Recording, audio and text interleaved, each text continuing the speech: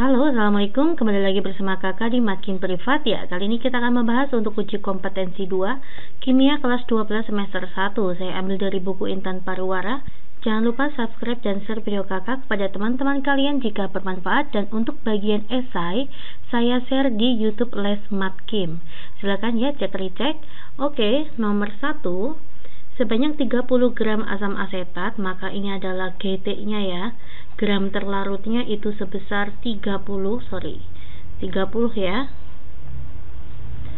30 gram asam asetat yaitu CH3COOH dengan MR-nya adalah 60, dilarutkan dalam 500 gram air, maka GP-nya itu adalah 500 gram yaitu air. MR-nya itu 18 ya kalau air ya. Terionisasi 50%, maka alfanya itu adalah 0,5. Apabila nilai Kb-nya itu adalah 0,5 Celcius per molal, larutan tersebut akan mendidih pada suhu ditanya adalah titik didih larutan.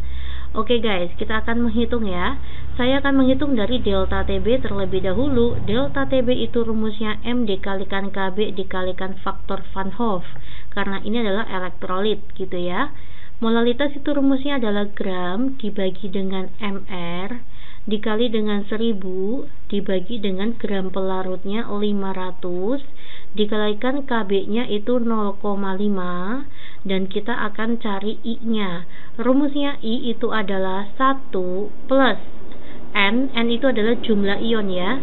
Saya akan mencari jumlah ionnya. CH3COOH terion menjadi CH3COO- dan H+.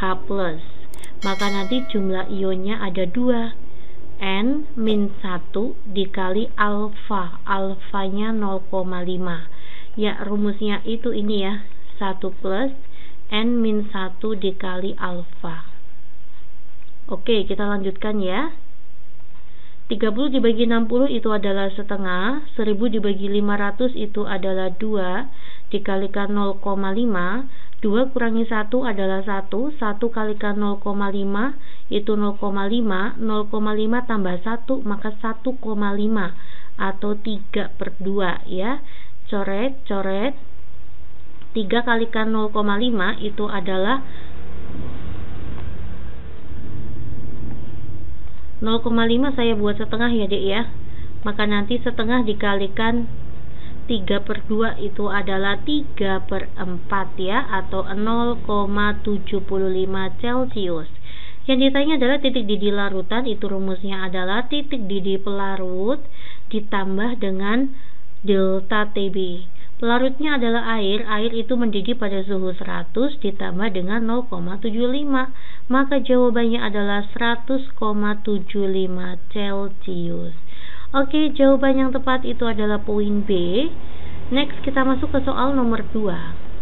Sebanyak 6 gram urea, maka itu adalah GT-nya ya. GT-nya itu adalah 6 gram urea, CONH22.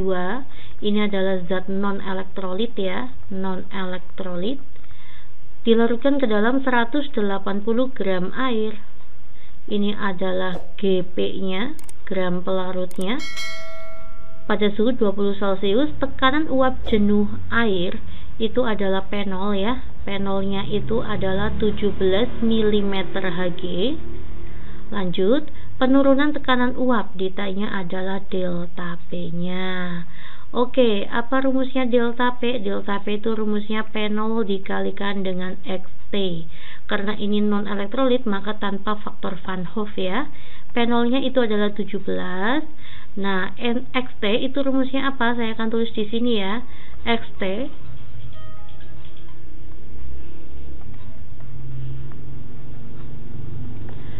setelah itu kita akan mencari Xt. Xt itu rumusnya adalah Nt dibagi dengan Nt ditambah dengan Np. Nt itu adalah mol terlarut, terlarutnya adalah urea, maka rumusnya gram dibagi Mr. Silakan kalian hitung Mr-nya ya. Mr-nya urea itu adalah 60 dibagi dengan 6/60 ditambah pelarutnya adalah air 180. Mr-nya air itu adalah 18. 6 dibagi 60 itu 0,1 dibagi dengan 0,1 ditambah dengan 10. Maka nanti 0,1 per 10,1. Kita masukkan di sini ya, 0,1 per 10,1. 17 dikalikan 0,1 adalah 1,7. 1,7 dibagi 10,1. Jawabannya adalah 0,168. Oke guys, semoga kalian semuanya paham ya. Milimeter Hg, jawabannya adalah C. Next, kita masuk ke soal nomor 3. Suatu larutan mengandung 65 gram hemoglobin untuk tiap liternya. Oke, berarti GT-nya itu adalah 65 gram tiap liternya. Pada suhu yang sama, ternyata pada suhu yang sama, ini adalah hemoglobin ya. Hemoglobin itu adalah senyawa organik, maka ini adalah zat non-elektrolit. Ya, gitu ya. Oke, pada suhu yang sama, tekanan osmotik larutan tersebut, ini misalkan Mbak anggap adalah memiliki tekanan osmotiknya 1 ya. Tekanan osmotik yang kedua saya anggap Pi2 ya. Maka Pi2-nya itu 50 kali lebih besar dari tekanan osmotik yang ke-1. Oke ya. Pi2-nya itu adalah 50 kalinya Pi1. Kita anggap hemoglobin itu adalah larutan yang ke-1 ya. Maka nanti larutan yang kedua itu ternyata adalah benzena. Benzena itu GT-nya 3,9 gram. MR-nya adalah 78 dalam tiap liternya. Artinya volumenya juga sama ya, 1 liter ya. Ini juga tiap liter, artinya volumenya sama. Massa molekul relatif hemoglobin yang ditanya adalah MR-nya hemoglobin. MR-nya hemoglobin. Oke, yuk. Karena tekanan osmotiknya sudah kita peroleh, maka nanti kita buat ya di sini ya. Pi2 sama dengan 50 kalinya Pi1. Rumusnya tekanan osmotik itu adalah MRT. Di sini benzena itu juga senyawa organik ya, maka dua-duanya adalah zat non-elektrolit, maka tanpa kali faktor Van Hoff ya. 50 dikalikan MRT. Ya, suhunya sama. Ini tetapan Avogadro-nya juga kita boleh coret ya. Kita pakai konsentrasi. Rumusnya konsentrasi itu adalah GT dibagi dengan MR dikalikan 1000 dibagi volume dalam bentuk mili. Nah, kita masukkan GT-nya itu 65. Kita masukkan ya benzena, kan Pi kedua ya, larutan kedua itu benzena 3,9 gram dibagi dengan MR-nya 78 dikalikan 1000, volumenya 1 liter atau sama aja 1000 mili ya, sama dengan 50 dikalikan dengan ini GT-nya 65, MR-nya hemoglobin tidak tahu, dikalikan 1000, volumenya itu juga sama ya, tiap liter, artinya volumenya tuh 1000 mili. Oke, kita akan hitung ya. 3,9 dibagi 78 itu adalah 0,05, lalu saya kalikan dengan MR, maka 0,05 MR sama dengan 50 kali 65, 3250. Nah, maka nanti MR-nya kita peroleh ya, 3250 saya bagi dengan 0,05. Jawabannya adalah 65.000. Wow, luar biasa ya. Ya, jawabannya adalah A. Nomor 4. Sebanyak 14,08 gram anthracena ya, maka nanti GT-nya itu adalah 14,08 gram. MR-nya itu adalah 178. Dilarutkan dalam 90 gram benzena, maka nanti sini benzenanya itu adalah GP, membeku pada suhu 1 Celcius, maka titik beku larutan ya itu 1 Celcius.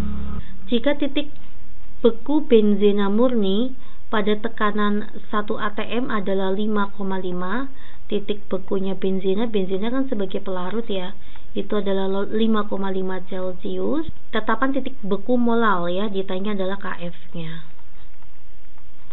Oke, kita masuk ke rumus delta TF ya di sini ya. Delta TF itu rumusnya adalah M dikalikan KF.